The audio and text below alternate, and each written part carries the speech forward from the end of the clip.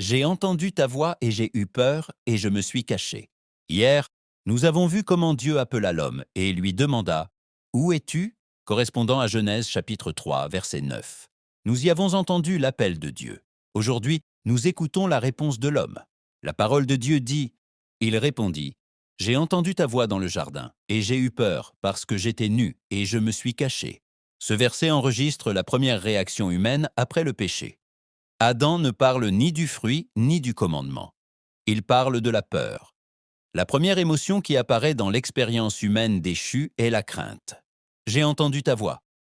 Cette voix n'était pas inconnue. C'était la voix du jardin, de la marche, de la communion. Pourtant, cette même voix produit maintenant la peur. J'ai eu peur. C'est la première fois que la peur apparaît dans l'Écriture. Avant le péché, il n'y avait pas de crainte devant Dieu.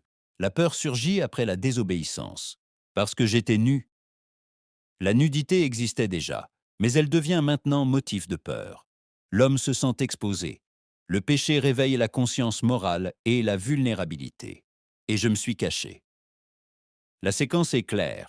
Il a entendu, il a eu peur et il s'est caché. La peur conduit à l'isolement. L'homme s'éloigne de la présence de Dieu. Nous voyons ici que le péché introduit la peur dans l'expérience humaine. La communion est affectée et le cœur se retire. La peur n'existait pas auparavant, elle apparaît après le péché. Ce verset révèle une réalité profonde. Lorsque l'homme pêche, sa réaction immédiate n'est pas de s'approcher, mais de se cacher. La peur conduisit Adam à se cacher. Telle fut sa réaction.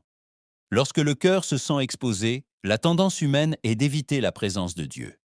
Mais ce n'est pas le chemin de la restauration. Notre Dieu est un Dieu qui pardonne. Lorsque nous faillissons, nous ne devons pas nous cacher, nous devons nous approcher. La peur ne doit pas nous pousser au retrait, mais nous conduire à chercher sa grâce.